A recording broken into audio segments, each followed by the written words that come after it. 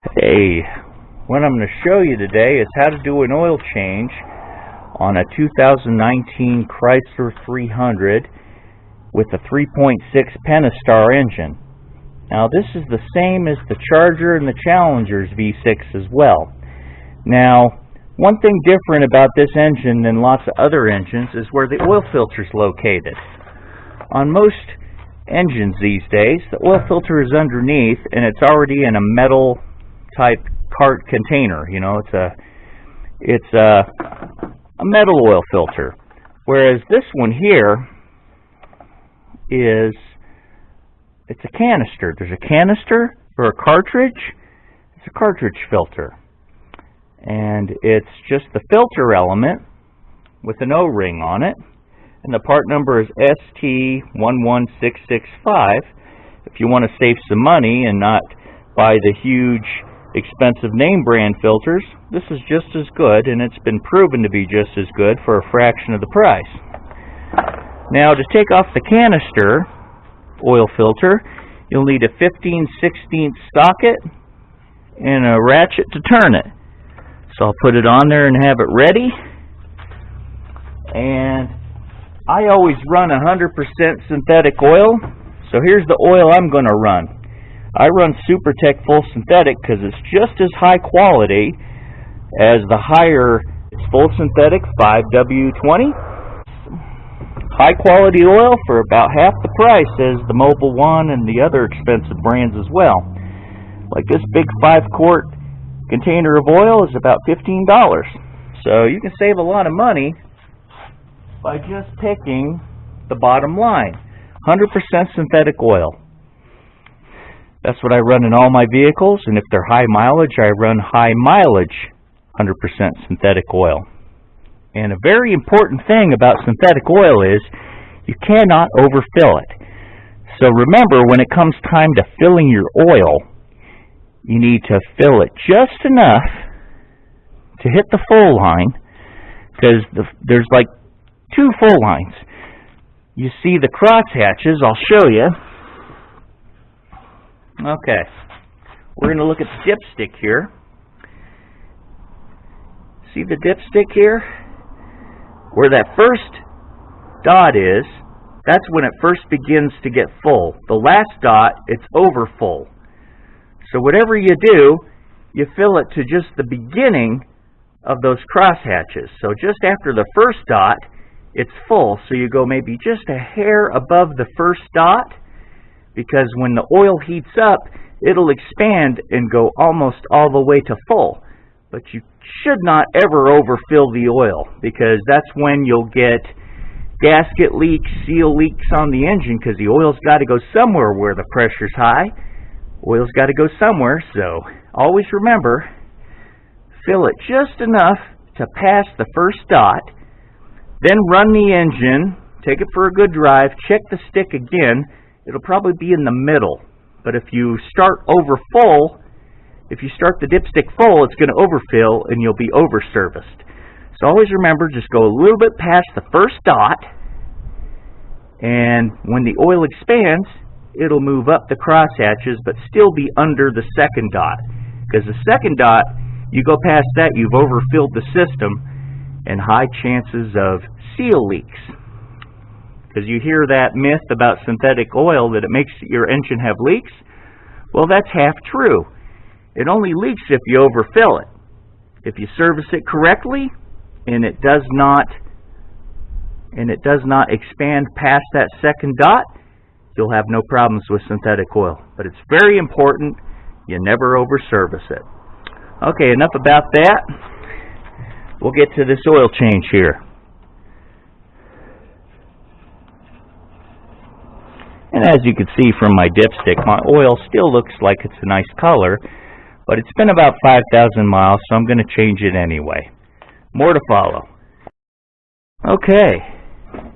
Alright, the next step is going to be, we're going to take off this canister and replace it with the new filter. So first, gently loosen your oil filter canister housing. Nice and easy,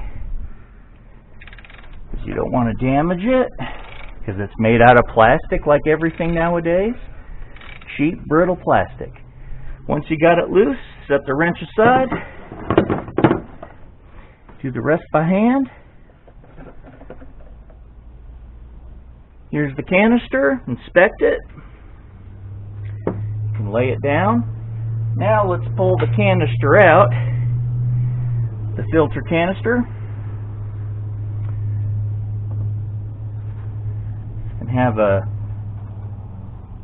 and pop it out like so. And that's what the old oil filter looks like. It's about time for a change. There's what one side looks like. Here's the side that faces down. We're going to discard that filter and put in the new one. Here's the nice new filter. This part faces down. And here we go. And put it in real carefully so you don't bust the O-ring. Nice and gentle. There you go. You'll hear it pop in. Pop! Then, get a scribe. Now we're going to get a scribe and pop off the old oil seal from the canister. So here's the new O-ring that came with the new filter, and it goes right here on the canister lid. So we're going to take a scribe and take off the old O-ring. And we're going to put on the new O-ring, like so.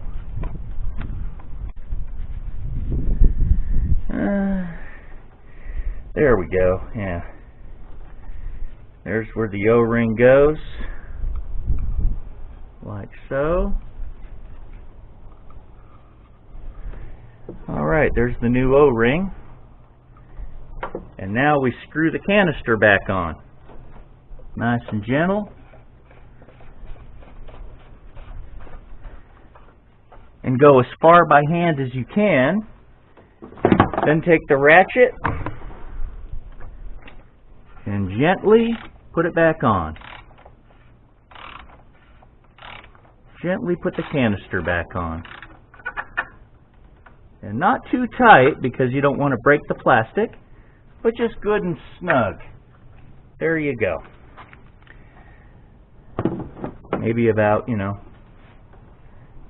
I'd say a few foot-pounds, not too much more. And you can save the O-ring in case you need it in a pinch. And there's the oil filter, all done and changed. Next step is we're going to jack up the front of the vehicle and drain the oil out of the system. More to follow. Next is I'm going to jack the vehicle up, and there's a solid place just right at the end of the plastic cover. So I'm going to lay this down right here and get this thing jacked up enough to put jack stands on it.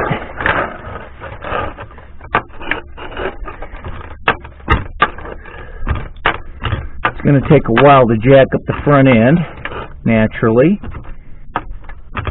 Here we go, because the vehicle is really low. So if you can see where I'm trying to jack, it's that solid member right by the steering rack and pinion area. Just slightly forward of that, there's a solid steel member. It's hard to see with that plastic cover, but here I am jacking it up. After I jack it up, I got to take off that plastic cover, which most of it is 10 millimeters. I'm going to take the little speed gun and remove that after I get the jack stands on the vehicle. And here's where I'm putting the jack stand, and I'm going to do the other side as well.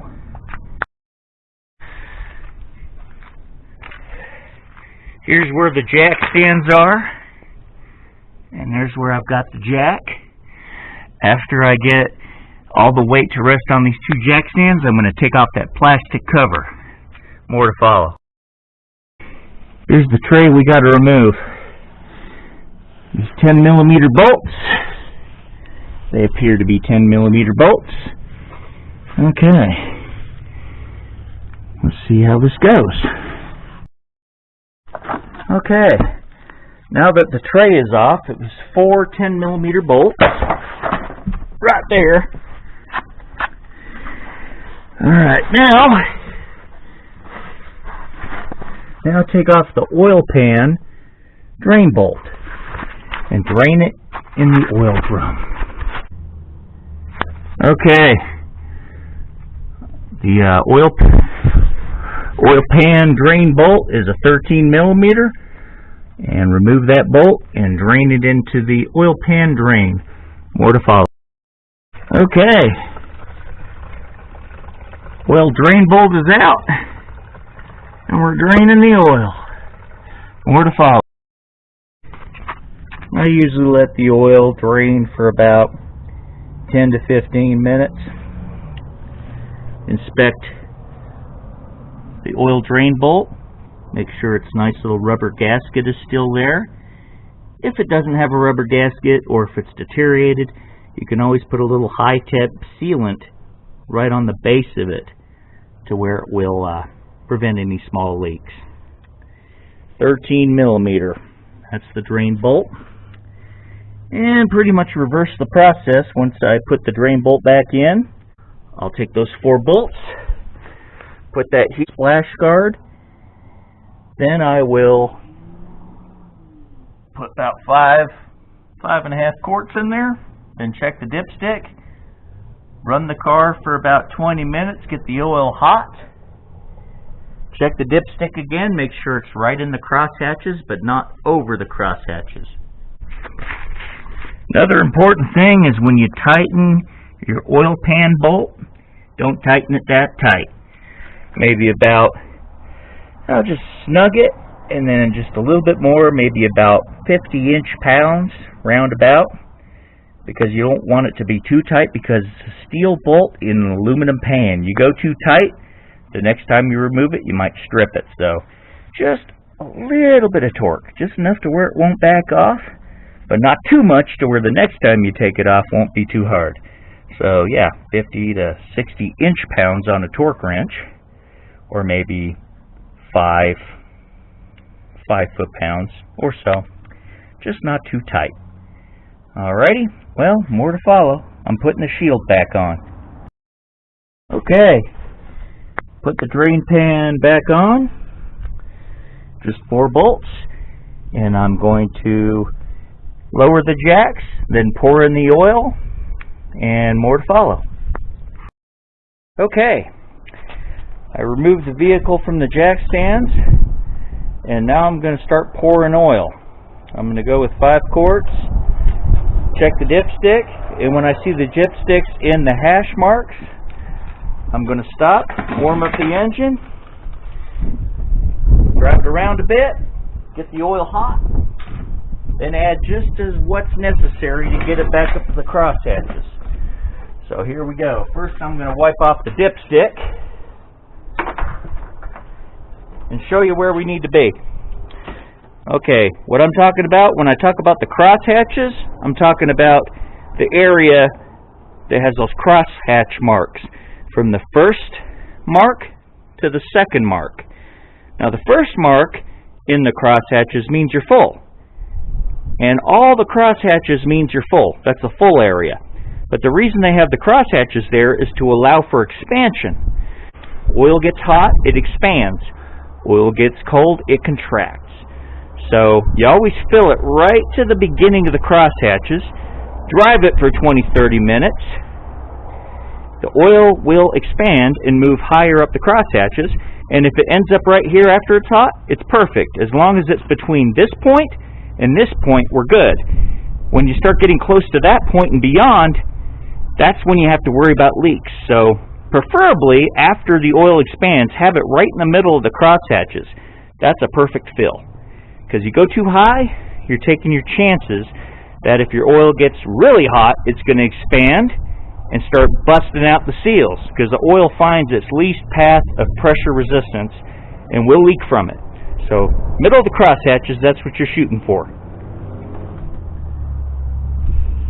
Okay, I'm going to leave the dipstick out like that, so I don't have to wipe it again.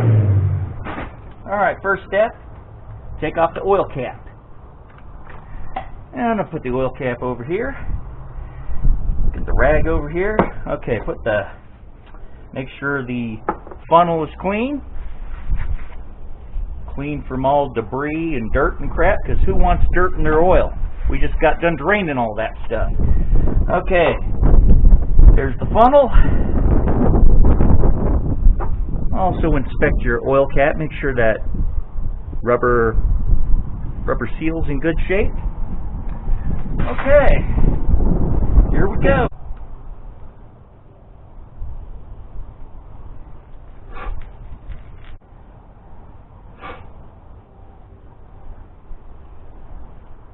Also, when you start the engine and run it, some oil will go into the oil filter canister, and that will also drop the dipstick a little bit.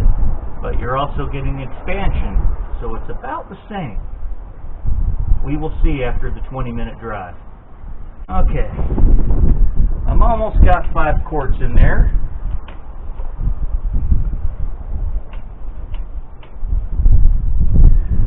Because I'm close, I'm going to check the stick right now just to see where we're at. Okay, so far so good.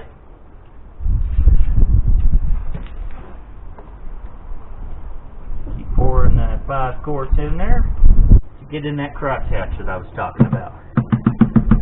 Okay, there's 5 quarts. Now I'm going to check the stick.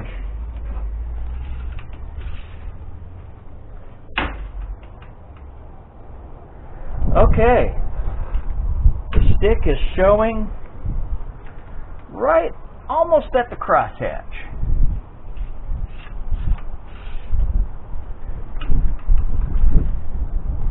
We're almost at the crosshatch, so I'm going to give it just a tad bit more oil. Just a little bit more oil. Always have a few of these. I have another thing of 5W20 synthetic.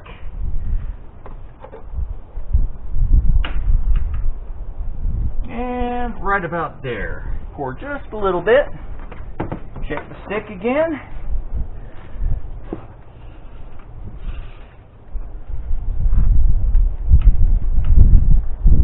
Okay.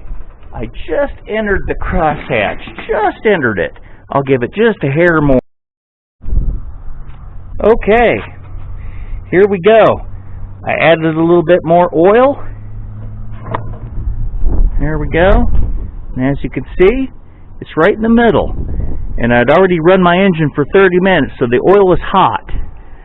And the oil is finally topped off just right to the crosshatch. It's right in the middle of the crosshatch, which is perfect. You don't feel it anymore, especially hot oil. So that means when the oil expands, that's where it gets to. So it's just perfect servicing.